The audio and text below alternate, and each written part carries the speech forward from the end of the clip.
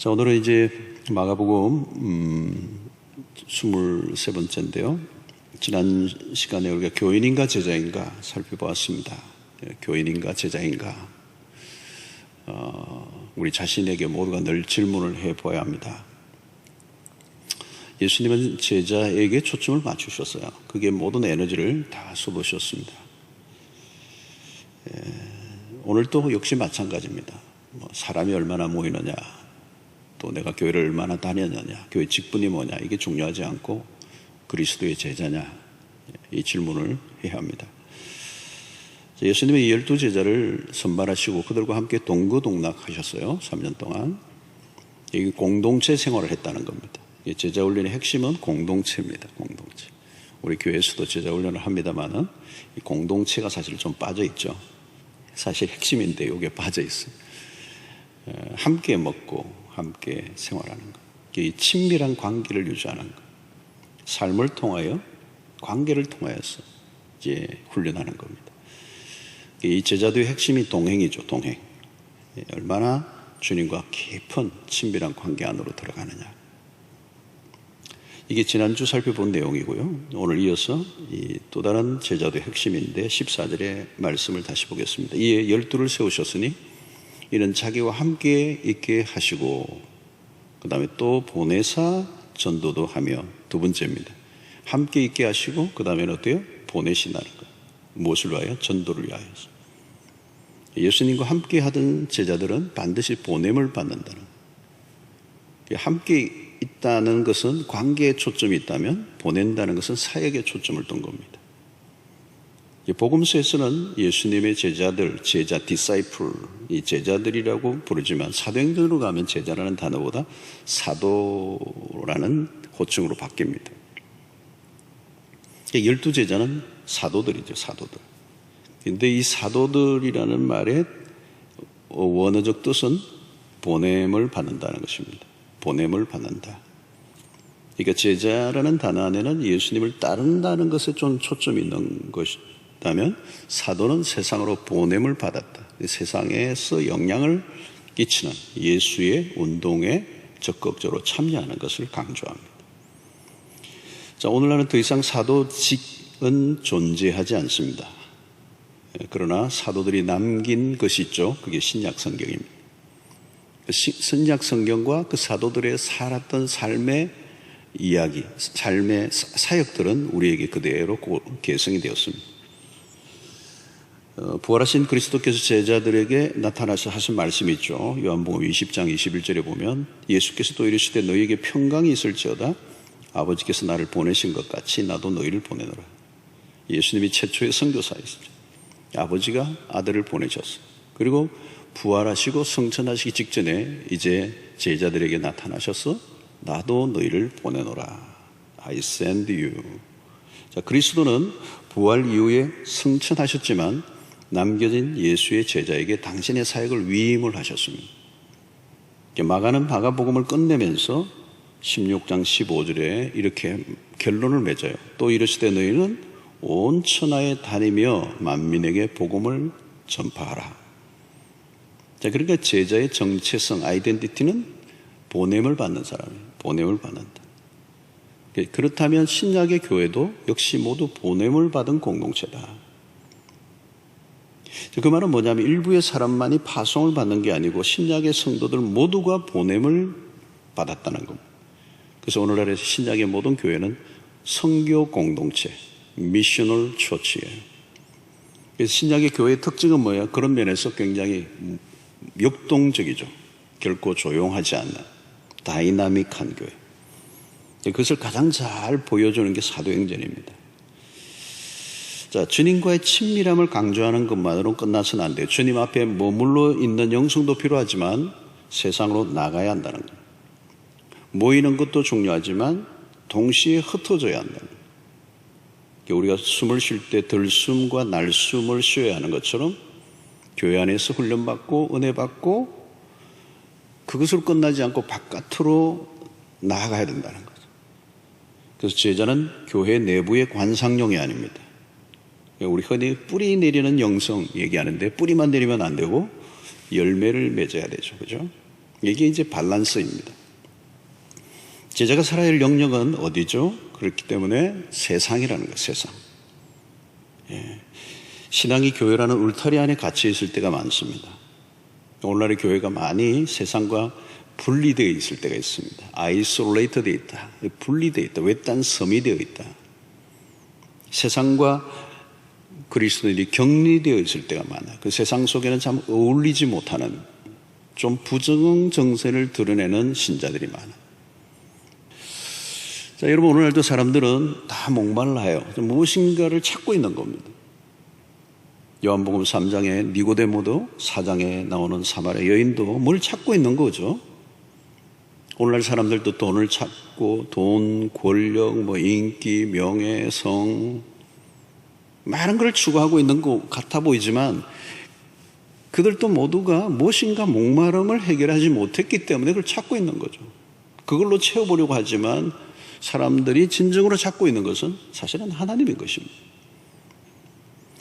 여러분, 제자는요, 보냄을 받지 않으면 목적을 잃어버립니다. 정체성의 혼란이 생긴다는 거. 그냥 우왕좌왕하는 겁니다. 세상으로 나가지 않으면 우리끼리 문제가 생겨요. 여러분, 시비가 붙고 싸우는 교회들이 꽤 있습니다, 한국에. 가라는 명령에 순종하지 않으면 불보듯 뻔해요. 소셜 클럽이 되어 있는 겁니다.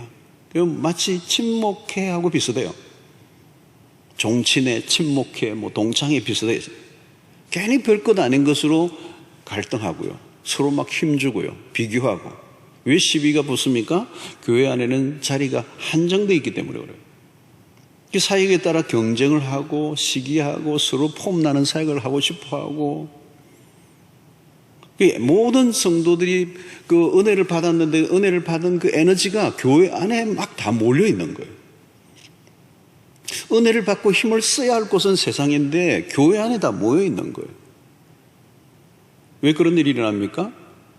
우리끼리 있으면 우선은 편안하니까. 교회 안에서 집사, 장로, 권사로 인정을 받는 것도 좋지만 우리가 진짜 인정을 받아야 할 곳은 세상 속이라는 겁니다. 직장 안에서 예수의 제자로 인정을 받는 거예요. 저 사람은 진짜 예수 믿는 사람이고, 안 믿는 배우자나 자녀들에게 인정을 받는 거죠. 그렇죠? 이것이 바로 보냄을 받은 제자의 모습이라는 겁니다. 주님 오늘도 우리를 계속 보내시고자 합니다. 우리끼리만의 울타리에 갇혀 있으면 제자도에 심각한 결함이 생겨요. 세상 속에 보냄을 받은 제자로서 전도를 한다는 것은 결코 쉬운 일이 아닙니다. 교회 안에서 인정을 받는 것은 쉽지만 직장 안에서 인정을 받는 일은 어려워요. 여러분, 예수 믿으라는 말만으로는 요즘 안 되잖아요. 복음을 삶으로 보여줘요. 지금 시대가 더욱더 그렇습니다. 지금 세상의 사람들이요, 예수 믿는 사람들 좀 의심해요. 도대체 예수를 믿는다는 게 뭔가? 그 믿음의 실체를 사실 의심하는 거죠. 왜 교회 전도하면 왜 교회로 오러 가지? 요즘 그런 목소리들이 더 늘어나고 있죠. 당신들 뭐 하느냐는 거죠. 당신들을 볼 때 나 그렇게 믿고 싶은 마음이 들지 않아. 건드리지 말라는 거예요. 막 화를 내고 그래요. 우리는 복된 소식을 전한다고 하는데 세상의 사람들은 달갑지 않게 여기는 거죠. 여러분, 교회가 이 전도를 할 때 하나의 교회 행사처럼 일환이 되면 안 돼요. 우리는 전도가 요즘 어렵기 때문에 전도의 방식을 바꿔야 한다, 개발해야 된다. 때로는 마케팅적인 어떤 전략을 도입하게 돼요. 그거 굉장히 위험한 겁니다. 복음을 다른 것으로 포장해 하려고 해서는 안 돼요. 복음이 너무 가볍게 다루어졌던 거죠, 오늘날까지. 참된 복음을 전하는 것에 소홀히 했던 겁니다. 왜 그런 일이 일어났는가? 복음이 우리 안에서 먼저 깊이 경험되는 일이 부족했기 때문에. 우리가 먼저 복음을 경험하고 복음을 살아내야 되는, 복음의 실체가 우리의 삶을 통하여 드러나야 하는데 이 복음이 우리 안에 먼저 녹아지지 않았던 거죠. 그래서 우리는 단순히 세상의 사람들이 비웃을 때 술 안 먹고, 요즘 술 먹는 교인도 많고, 담배 안 피우고 술 안 먹는 정도가 예수쟁이의 전부가 되면 안 돼요. 예수 믿는 사람이 더 이기적이고 잘난 체하고 좋은 말은 골라가면서 사는데 왠지 매력적이지 않고 끌리지 않는 부류들. 자칫하면 우리의 전도는 사람들로 하여금 기독교의 반감을 더 가지도록 부추기는 일을 할 때가 많아요. 여러분, 전도는 단순히 교인 수를 늘리는 게 아닙니다. 복음을 경험한 사람이 그 복음의 실체를 보여주면 자연스럽게 다른 사람들이 목이 말라서 이끌려오게 되는 거죠. 뭐 강요해서 되는 게 아니에요. 여러분, 복음을 경험하면요, 그 복음을 경험한 사람은 특성상 그 가슴에 그 복음이 불을 질러요. 그 복음 자체가 그 사람을 막 불을 질러버려요. 그 바울 사도가 그 한 얘기가 그거죠. 복음을 내가 복음을 전하지 않으면 내게 화가 있을 것이다. 여러분, 그런 얘기를 어떻게 할 수 있죠, 바울 사도가? 쉬운 얘기가 아니에요. 내가 복음을 전하지 않으면, 내가 지금 이걸 그냥 알고 내가 경험한 이 복음을 내가 그냥 안고 있으면 미칠 것 같은 거예요, 사실. 그 복음 자체에 폭발력이 있는 게 폭발, 막 다이나믹. 로마서 1장 16절에 그렇잖아요. 내가 복음을 부끄러워하지 않으면 이 복음은 모든 믿는 자에게 구원을 주시는 하나님의 누나미, 다이나믹 많이 들어가야 된다는 거예요. 이게 누가 뭐라고 해도 복음 외에는 다른 길이 없어. 이게 바울이 그걸 발견한 겁니다. 오늘의 교회가 불완전한 모습을 가지고 있고 부실한 면이 많이 있지만 그럼에도 여전히 세상에 복음을 전할 곳은 교회밖에 없어요. 하늘의 메시지를 이 땅에 선포할 수 있는 곳은 교회밖에 없어요. 세상은 갈수록 더 복음이 절실해지고 있습니다. 이 보냄을 받았다라고 하는 이 부분에는 굉장히 긴박감이 있는 거예요. 긴박감. 오늘 우리가 가진 복음만이 세상을 구원할 수 있는 유일한 진리임을 믿는다면 우리가 할 일은 분명해져요. 여러분, 아직도 복음을 듣지 못한 사람은 너무도 많습니다. 특별히 부산은 복음화율이 아주 낮죠. 전도가 힘든 도시예요. 어려운 것도 사실입니다. 그럼에도 복음을 전해야 돼요. 복음을 전도를 해보면 여러분, 우리가 도무지 안 될 것 같은 생각이 들고 우리의 생각들을 많이 할 수 있지만 그건 우리의 생각이에요. 복음을 전하다 보면 우리의 예측이 빗나갑니다. 코로나 시대 전도가 어렵지만 여전히 전도 열매를 맺는 성도들의 얘기를 들으면 힘이 나요. 우리는 세상에 줄 것이 분명히 있습니다. 세상이 우리에게 줄 건 없어요, 여러분. 우리가 세상에 줄 게 있어요. 그게 뭐예요? 예수 그리스도의 복음이에요. 여러분, 제자는 세상을 위해 존재합니다. 교회가 지상에 존재하는 이유는 잃어버린 자를 찾기 위해서요. 세상 안으로 들어가 우리가 복음으로 살고 교회로 존재해야 돼요. 주님은 너희는 세상의 빛이다 소금이다 라고 하셨어요. 그 말은 우리의 존재는 숨겨질 수 없다는 겁니다. 드러나 있어요. 내가 있는 자리가 보냄을 받은 곳이죠. 그래서 이 가라는 명령은 공간적인 이동만을 말하지 않습니다. 제자는 존재 자체로 주변에 파문을 일으켜요. 그 빛으로 있는 것입니다. 소금으로 있는 것. 그래서 사람들이 우리에게 물어야 돼요. 어떻게 해? 내가 정말 이렇게 살면 안 될 것 같은데 어떻게 해야 되느냐고 물어야 돼요. 하나님은 열방의 하나님이시죠. 모든 민족들 가운데 영광을 받으시는 분이세요. 주님은 지금도 우리에게 가라고 하십니다. 그리고 제자는 교회 아니라 세상 가운데서 진가를 발휘하게 되는 것입니다. 여러분 모두가 이 보내심을 받았다는 이 사실을 놓치지 않아야 합니다. 가라라고 하는 이 주님의 명령에 오늘 또 기꺼이 순종하며 나아가는 은혜가 있게 되기를 바랍니다. 자, 주님이 제자를 보내실 때 어떻게 보내셨죠? 15절에 그냥 보내지 않아요. 귀신을 내쫓는 권능도 가지게 하려 하십니다. 세상으로 보냄을 받는 일은 위험한 일이에요. 양을 이리떼 가운데 보내는 것으로 비유하기도 했습니다. 세상에 보내어진 제자의 삶은 매우 위험한 거예요. 주님은 그냥 보내지 않고 귀신을 내쫓는 권능. 이 권능을 주시는 이유는 딱 하나예요. 복음 전거입니다. 귀신을 내쫓는 일은 단순한 축사의 은사를 말하는 것이 아니라 하나님의 나라가 임했음을 알려주는 상징성이 있습니다. 제자들이 사역할 현장은 악한 영들의 영향력 안에 있어요. 그리스도 오시기 전까지는 마귀가 세상에 왕노릇하고 있습니다. 그래서 예수 그리스도가 오심으로 그 어둠의 권세들을 무너뜨리는 일이 구체화되었고 이제는 예수님이 그 제자들에게 그 권세를 주심으로 세상이 마귀가 만들어 놓은 세상의 체계를 다 흔들어 놓기를 원하셨던 거죠. 요한일서 3장 8절을 보십시오. 죄를 짓는 자는 마귀에게 속하나니 마귀는 처음부터 범죄함이라.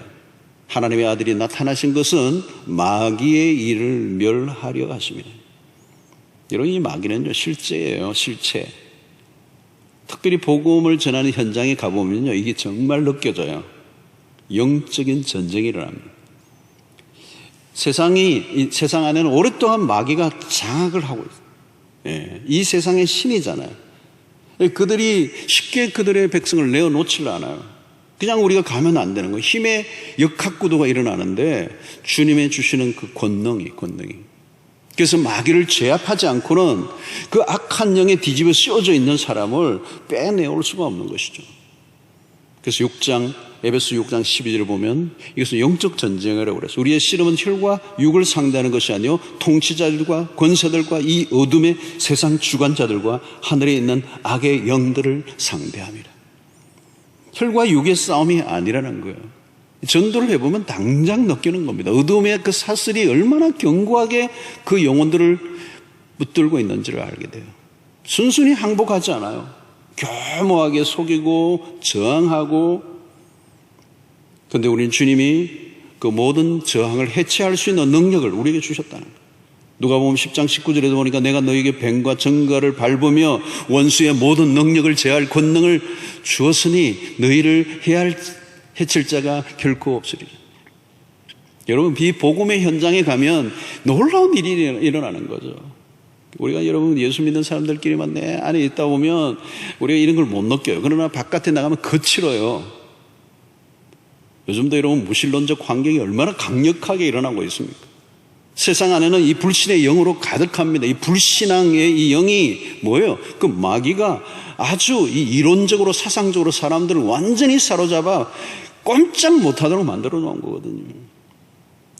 그러니까 여러분, 우리가 그냥 사람들이 믿지 않고 의심과 이런 대적하는 이런 세계 속에 이 원수의 모든 능력을 강력하게 제어하는 권세를 가지지 않으면 해체가 안 돼요. 해체가 안 돼요. 여러분의 영적 권세가 전쟁터에서 필요합니다. 세상으로 보냄받은 제자에게 필요하기 때문에 주님은 그 사실을 정확하게 알고 제자들에게 그 권세, 귀신을 제어할 권세를 주셨다는 거예요. 자, 오늘 본문에는 또 12제자의 이름이 열거되고 있어요. 3장 16절 19절에 보니까 이 12를 세우셨으니 시몬에게는 베드로라는 이름을 더하셨고 또 세베대의 아들 야고보와 야고보의 형제 요한이니 이 둘에게는 보아느게 곧 우레의 아들이라는 이름을 더하셨으며 또 안드레와 빌립과 바돌로메와 마테와 도마와 알피오의 아들 야고보와 및 다데오와 가나나인 시몬이며 또 가룟 유다니 이는 예수를 판 자더라. 자, 제자들의 면면을 보면 다양해요. 시몬은 베드로라는 이름을 지어주셨습니다. 시몬은 이 매우 성격이 다혈질적이고요. 변화무쌍한 사람이에요. 개성이 굉장히 독특하고 강한 사람입니다. 또 야고보와 야고보의 형제 요한이 나오는데 이 둘에게는 보아느게 곧 우레의 아들이라는 이름을 주셨다. 우레의 아들, 우레. 벼락이 막 치는 거예요. 이 성격이 이렇다는 거예요. 성격이. 불같은 사람. 이 예수님의 제자들에게 이렇게 다양한 성격을 가지고 있는 사람들이 함께 모였습니다. 이게 3년 동안 공동체로 이런 성격을 가지고 있는 사람들이 함께 했다고 생각해 보세요. 얼마나 야단났겠어요. 뿐만 아니라 출신 성분도 다양했습니다. 마태는 세리였습니다. 로마 정부에 속해서 일을 한 사람입니다. 우리나라로 치면 이런 사람을 일본 일제하에 일본을 위해서 일했던 사람들을 우리는 친일파로 이렇게 규정도 하잖아요. 그런 거죠, 마태가. 그런데 셀롯인 시몬이 나오는데 셀롯인은 열심당원으로 알려져 있어요. 이 민족주의적인 색채가 강한 애국주의자입니다. 이게 어떻게 보면 오늘로 치면 우파예요, 우파. 자, 과격한 혁명단체에 속했던 활동을 했던 이력을 가진 사람들. 그런데 지금 로마의 정부에서 녹을 받고 일을 했던 마테와는 아주 극과 극이죠, 여러분. 정치적으로는.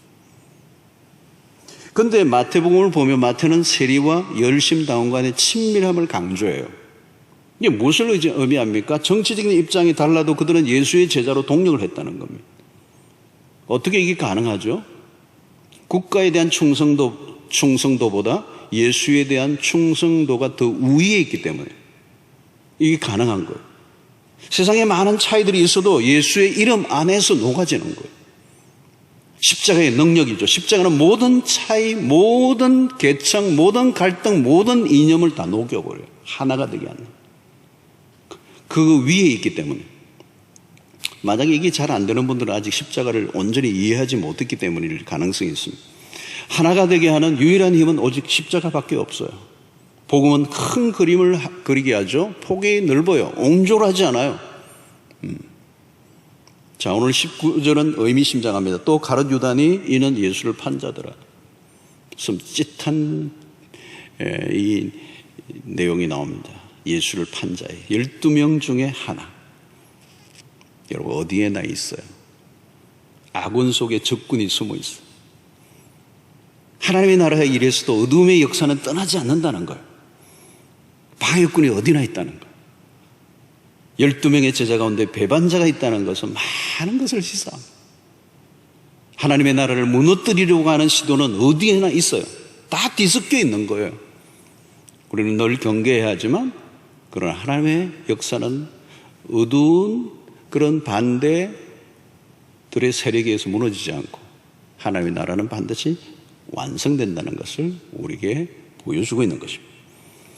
자, 오늘 주님의 제자들을 볼 때 눈에 띌 만한 이 사람은 보이지 않아요. 면면들을 보면 변변한 이력들이 없습니다. 평범하고 연약한 자들이에요. 하나님의 나라의 일꾼에 대한 심사 기준은 좀 다릅니다. 우리 사무엘상 16장 17절에 있는 것처럼 여호와께서 사무엘에게 이르시되 그의 용모와 키를 보지 말라. 내가 이미 그를 버렸노라. 내가 보는 것은 사람과 같지 아니하니 사람은 외모를 보거니와 나 여호와는 중심을 보느니라 하시더라. 외적 조건이 중요하지 않다는 거예요. 제자들을 보면 결점투성이 드렸습니다. 왜 그들을 사용하셨는가? 자, 고린도전서 1장 27로 28절을 보면 그러나 하나님께서 세상에 미련한 것들을 택하사 지혜 있는 자들을 부끄럽게 하려 하시고 세상에 약한 것들을 택하사 강한 것들을 부끄럽게 하려 하시며 하나님께서 세상에 천한 것들과 멸시받는 것들과 없는 것들을 택하사 있는 것들을 폐하려 하시나니. 여러분 왜 이렇게 하시는 거예요? 여러분 29절이 답이잖아. 이는 아무 육체도 하나님 앞에서 자랑하지 못하게 하려 하심이라. 여러분 인간적인 자랑을 다 제거했어요. 여러분 인간적인 자랑거리가 좀 있는 사람은요 그걸 다 박살내고 난 다음에 쓰세요. 인간적인 자랑을 제거하셔야 하나님의 능력이 드러나게 되어 있어요. 여러분 어떤 사람은 난 너무 부족해서 못해요. 진짜 그게 진실이라면요 그게 딱 하나님이 일하시기에 좋은 상태예요. 왜 이 코로나가 일어났는가? 그리고 이 코로나의 지속적인 환경 속에서도 하나님이 여전히 하실 일이 있고 그 하실 일 가운데 하나가 구원받아야 될 백성들을, 당신의 백성들을 구원하시려고 하시는 도구로 이 코로나 팬데믹을 사용하십니다.